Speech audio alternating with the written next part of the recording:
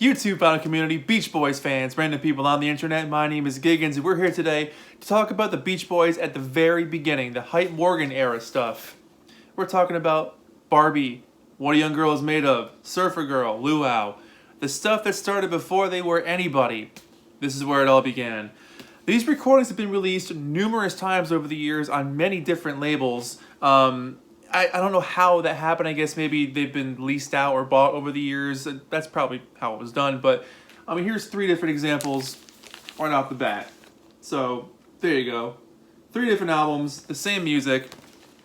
And it's so fun to look back at this stuff and see where they came from. And in the span of within 4 to 5 years, completely went from writing a song called Surfin' to writing Smile. Like, that's the same group of guys. Their growth was insane. Absolutely mind-blowing. It's the same with the Beatles with Love Me Do to Revolver. It's like, how the hell? It just, right place, right time, right people, I guess. But these recordings are fascinating because you hear them so young and still figuring things out. But if you hear the recordings of them like in the studio, like the demos of this stuff, you hear Brian already being like, speed up here, slow down here. He knew what he was doing from day one. So we're going to do this old school Giggens style where we're going to talk about the era of the Beach Boys for a little bit, then talk about the music. I know my old videos are like, here's a half hour worth of history. We're not doing that much, but we're going to talk about them for a little bit. If this is your first time here and you've never heard of the Beach Boys, they're a family band. You're made up of Brian, Dennis, and Carl Wilson, their cousin Mike Love, and their friend Al Jardine, who they went to school with, or Brian went to school with. One day, they were hanging out after a few months of knowing that they were involved in music. They were aware of each other. The Wilsons and the Loves would get together on holidays or whenever they were together and harmonize. Brian and Mike shared their love of music for each other. Brian was really into a group called the Four Freshmen. Carl really loved Chuck Berry and rock and roll. Mike really loved doo-wop. And they all kind of merged their sounds and their influences together and discovered they had something really cool. And they wanted to pursue that a little bit more. And so they thought about starting a group. And Brian asked his friend Al, hey, I like your band, The Islanders, your folk group. Would you like to join with my brother and my cousin? And at the time, Maureen Love was in the group too, Mike's sister. She dropped out pretty quickly. But Al said, yeah, sounds good. They all got together. And on Labor Day weekend, the Wilsons, Audrey and Murray, left for the weekend. They went on vacation and gave Brian and the guys $300 worth of money for food, which looking back on it, $300 is a lot now. $300 back then must have been like $2,000 in today's money. Like, holy crap. And instead of buying food, they went, like, did what every teenager would do, went out and rented instruments and just started playing and getting their feet wet and figuring out what sounded good. And they were really happy with those results. When the Wilsons came back, Murray threw a fit, and once he calmed down, Brian was like, look, I know you're pissed off, but listen to what we can do. And he played them Surfin' and whatever else they were jamming on, and Murray was like, huh, okay, there's something there. Let's figure this out. He knew his friends Hite and Dorinda Morgan. They had a recording studio in their house. He knew them for years, and apparently Hite already knew Al, I think is one of the stories, is how that goes. Anyway, secured an audition with them. They played all their songs that they knew, and Hite was like, you're good, but can you do anything original? And Dennis piped up and said, hey, Brian wrote a song about surfing. Let's do that one. And so I said, okay. And Brian was like, hang on, it's not finished yet, so let me call you back. Let me get back to you when it's done. And instead, him and Mike finished it that afternoon in the studio. They played it for them, they enjoyed it, and then from there on out, they were recording with Hite and Dorinda Morgan in their living room, basically. That was on September 15th when that happened. October 3rd, they got back together and like polished off a few of the songs they did, which were Surfin', Lavender, and Luau.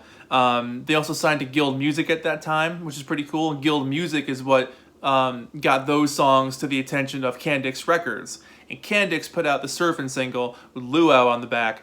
And the Surfin' single did really, really well for itself. It sold, any conflicting reports state, anywhere from 40 to 50,000 copies, which is absolutely insane for a band for their first single. And as the single was out, it kept doing well, selling more. Eventually, by March of 1962, peaking at number 75 in the Billboard charts. Insane. But Because of that, Candic's record label couldn't keep up with the demand. They could not keep up with printing more of these things, and so they folded, they closed.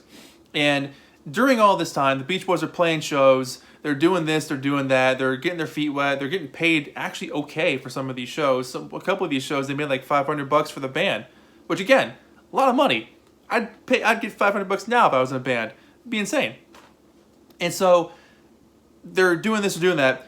Al gets to the point in January of 1962, after they've gone back to the studio to record more songs like Surfin' Safari and 409, and Al was like, I'm not feeling this. I'm going to go back to do my folk group and study at school and put my attention towards that. So they were like, okay. So for between January and April of 62, they were a 4-piece Beach Boy. Until in April, they realized they really needed another guitarist, and so that's where they got David Marks from across the street, Carl's friend, who had been learning guitar with him, and really developing an excellent bond between the two of them in terms of their musicality. Let's go with that word. They can jam really well together. And that was that. So that's kind of where the story stops for that. After April of 62, it starts to become Surfin' Safari time, but we'll keep it inside this late 61, early 62 period with a couple more curios tossed in as we go. But this music is just really fun to listen to because you hear their growth. You hear them discovering how to put a song together, how to sing together, how to play instruments together. It's really fun to hear this stuff. And what's even more exciting for me as a record collector is the different variants of some of the stuff that has come out over the years. So like with the Surfin' single, it did come out on Candix originally, and then it came out on the X record label, which was Hite Morgan's record label, but that got canned because a larger record company was like, no, we use that record label already, you can't do that. So apparently some very few copies exist on the X record label. Then it got reissued again on Candix in January of 62 as Candix 301. Let's start off with the first song on this particular album. This one is called The Best of the Beach Boys, released through Scepter Records, which was a big record label in the 60s. It had like Dionne Warwick and B.J. Thomas on it. It was a really cool label. Wand Records was a subsidiary as well, which this was released through Wand, and this is through Scepter. They both came out in 1972, and this one has a little paragraph in the back from Dorinda Morgan, which is pretty cool. So, from what I can figure out, this may have been the very first time this music was ever released, was in 1972, which I guess maybe like a 10th anniversary, they're like, let's put these out now and see what happens, which is also interesting because you'd think that like they would have put this music out in 1964 or 1963, being like, let's cash in on the Beach Boys, they're really hot right now. Why did they wait till 1972? If I'm wrong about that, please correct me. If there's more information about when these recordings were first released, please let me know. My research wasn't showing much of anything besides this. This is the earliest version I've ever seen of this stuff. Anyway, let's start off with Surfer Girl. On the back of this, credited to Love Wilson. Some of these songs are really funny. Like Surfin' is credited this to Mike. Barbie is spelled incorrectly. What is a Young Girl? Not What is a Young Girl Made Of, which is also a funny title. Anyway, Surfer Girl, this version has a really ghostly reverb on it, which I kind of like, and a little bit of a snare drum, definitely some bass, and the guitar shows up in the bridge and hangs out once in a while throughout the rest of the song, but the song's construction is there, the skeleton is there. It just sounds a little maudlin. It's not very upbeat and peppy, which it would become eventually, but it's really cool to hear the bare bones original version of this song as Brian was hearing it in his head, trying to figure out how to make it work, and then eventually making it work. Fascinating to hear the guys do this one. After that is Barbie. And I'm going to combine Barbie with What is a Young Girl Made Of. Both of these songs, the tracking, the music for them already existed. The guys came in and just did the vocals for these because they were written by the Morgans. And these two songs in particular are Brian, Carl, Audrey, and a guy named Val Paluto from a band called the Jaguars. Jaguars. And they were called Kenny and the Cadets, based off the song Barbie, which the doll was new at that point, so that's where the name Barbie came from. And Kenny for Ken. Barbie's boyfriend, husband, person, I have no idea.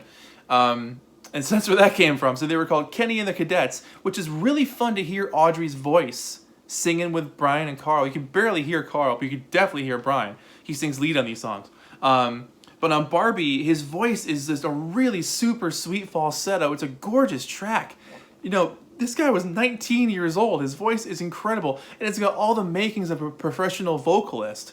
Like, if I had heard this song at that time, I would have been like, yeah, that guy's going far. That guy will be in music for a long time. He's got the talent. He's got the confidence, the articulation. Everything was there in his vocalization that made it sound like he was ready for the radio.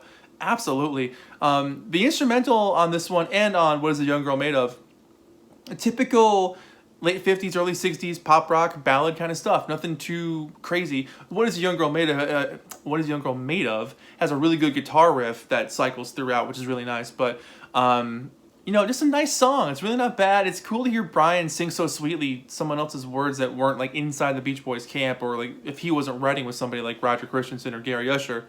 Very fun to hear that. Up next we got Surfin'. Let's do Luau next, because that one was also written by Hite Morgan. Really cool. It almost sounds like group vocals, but I think it's a heavy reverb layering on Mike's vocal in the verses. But you do get a little bit of Dennis on his own, a little bit of Brian on the bridge, and Brian on the bridge is like magic. His voice just comes in and saves the day. Not that the song is bad, it's a great little song. The guitars have a nice swing to them, the little tap drums in the background are cool. It's a fun little song, it really is good. And then Surfin', the version that they did on this album is the one that does appear on the LP in October of '62. But I mean, Surfin' is just an amazing song. For teenagers to construct a song like this and do all the parts themselves, know where the changes go, know where the stops go, like, that whole breakbeat kind of stuff they do once in a while is an impressive songwriting trick. Writing a song is an interesting process, but having tricks up your sleeve that early, these guys were destined for greatness. The fade out on this one is a lot earlier than the actual LP version on Surfin' Safari, but so it fades out right when Mike goes, yeah, at the end. It kind of disappears. Side B starts up with Surfin' Safari, which is credited just to Wilson, so it's just Brian on this one. So there's that. And different lyrics at times, but everything about this song is streets ahead of what Surfin' had laid out. The amount of effort that is in this song is incredible. I mean, even just that opening line, let's go surfing now, everybody's learning how, come on a safari with me. That's brilliant. Like, the lyrical stuff at this point was crazy, just to hear them put this together. Like, they just discovered writing about surfing. They knew nothing about it except for Dennis. And encapsulating that mood and the feel and the vibes of this sport so casually, like they had done it a million times, is really incredible. It's just an amazing song. Plus, you get Carl's first guitar solo on here, and it's a great guitar solo. The breaks on this thing, again, it's a fantastic song. It really is a lot of fun. Hearing it contextualized in the order that they were doing these things is something else. That was January of '62 they did that one. Followed up by Judy. Fun little jammer on this one. Carl's a great solo on this as well. Brian and the guys were singing about Brian's girlfriend / fiance, Judy Bowles. And just a nice little song. Nothing crazy, just a good little head bopper. It sticks in your head. The vocal melody is pretty catchy. I dig that song. What Is a Young Girl Made Of? We kind of talked about that one already, but it's another Kenny and the Cadets song. These were the only two songs that she did, Kenny and the Cadets. The harmonies are fun. Brian's lead is calm and cool. Not very falsetto-y like on Barbie, but still a really great song. And then Karate, that ends this album with, is basically Carl's Big Chance version 1. Really great guitar work from him. A nice surf rhythm going on, and then some soloing happening over on top of that. You gotta remember, Carl was like 14 at this point. It's unbelievable how talented he already was. And the last song that isn't on any of these albums is Lavender, and it's a beautiful song. It really is incredible. The vocals on that song are definitely straight up Four Freshmen. It sounds like a Four Freshmen song. And hearing the outtakes from that track in particular, Brian saying, hey, slow down, pace yourselves. He already knows in his head how the song's supposed to go, or how it should go. And hearing him work like that at 19 years old, you just know that he was just born for greatness. It's pretty remarkable. It really is. Let me show you these other two albums I have here. So this is the back of this one. It's supposed to look like a picture frame. So there's like the hook there. And this picture is recreated on this one. So Wand and Scepter were the same label, but let me show you the label on this one in particular. This happens to be an original copy from 1972 because it doesn't mention anything about Springboard International, which would happen a couple of years later When the owner of Scepter sold the record company, she decided to retire in 1976 and to Springboard International. So a lot of those will say Springboard International on the bottom of the label. This one just says Scepter Records, 1972, 254 West 54th Street in New York, which is pretty cool. And I'll show you the one for Wand. This one's a little bit warped, but it's still in the shrink wrap as well. I'll read you the back paragraph here. Right down there at the bottom. It's a little thing from Dorinda Morgan. The year was 1961. Alan Jardin, misspelled, Alan Jardin, Mike Love, and the Wilson boys, Brian, Carl, and Dennis, got together to make music and their name synonymous. They thought they would call themselves the Pendletons. Not the Pendle, yeah, it's the Pendletones is what they were going for. Obviously, that got changed the second they got the box of records that said Surfin'. They looked down and said Beach Boys, because Russ Reagan, the record distributor, was like, no, we're not doing Pendletons. They're just Beach Boys. Let's keep it with what they're singing about. That's going to work. But when they decided their first record should be Surfin', they also decided to call themselves the Beach Boys. Incorrect. They didn't actually call themselves the Beach Boys. The rest is musical history, and the original group is still together as they are in this LP. Kinda. The early hits were recorded in my husband's, Hite Morgan, studio. He always believed in the boys as both writers and artists. Everyone who has been involved with the Beach Boys has had their hopes realized. That's really sweet. Dorinda Morgan. And these albums are also padded out with filler. For instance, on this album and the other one, there's a version of Little Deuce Coupe, which is spelled C-O-O-P, not the word coupe, and 409, both done by a group called the Surfin' Six. They're both instrumentals. But this has that classic Wand. I love that Wand logo. Man, that thing is so cool. This also mentions 1972 Scepter Records as well. And the third copy I've got here is a Canadian one. Let me pull that one up for you here. Cool cover on this one. Printed in Holland. Also has the shrink on it a little bit. And this is on the Surprise label. I'm not sure if it's got a year on this one or not. This says made in Holland. I don't think it does. But the label's great. Dude driving a car, which is pretty cool. And side two. All three of these records have the exact same track lists. Slightly different order, of course, but the same exact songs. For some reason, Lavender never really got the chance to appear on these albums. I'm not sure why, because that song really is fantastic. But yeah, so that's it. I hope you enjoyed this video, basically covering the Beach Boys from inception and Labor Day 1961 up until April 1962 when David Marks joined the band. I'm kind of counting David joining as like the end of that first era. Once David came in the band, that's when they started to do the stuff with Capitol and everything else. It took off from there. But it's just fascinating to listen to this stuff and think, wow, these guys came so far in such a short amount of time. Even if you look at stuff from 1964, if you look at Surfin' at the end of 61 and I Get Around in 1964, even that is insane, the growth that they had. Just incredible. It really is an amazing story of musicians and an audience that wanted them and watching them grow. It's pretty far out, but yeah, curious to hear you guys' thoughts on these recordings. I feel like they don't get too much of attention. A really great CD came out through Omnivore Recordings in 2016 that covers like every available demo that they did for this era, which is really, really cool. So if you want to hear like the minutia of this stuff, check that out. I think it's available on streaming services as well, but definitely available as a CD online. But yeah, so let's talk about the Hite Morgan stuff. Very curious to hear your thoughts. I feel like it needs more attention because it's definitely really cool to hear how they started. I love hearing bands' first songs and seeing where they went. So there you go. Old school Giggens review. This thing's like 20 minutes long. If anybody's still here, comment below and say, still here. All right. Thank you so much for watching. My name is Giggens. This has been the Beach Boys Hite Morgan era recordings. I'm going to give it 10 out of 10. Why not? 10 out of 10 because it started the most amazing musical career ever. There you go. Without these recordings, there'd be no Beach Boys. So thank you, Hite Morgan, for taking a chance on them. Thank you, Candix. And yeah, thank you guys for watching. My name is Giggens. I'll see you in the next video. Take care of yourselves. Bye-bye.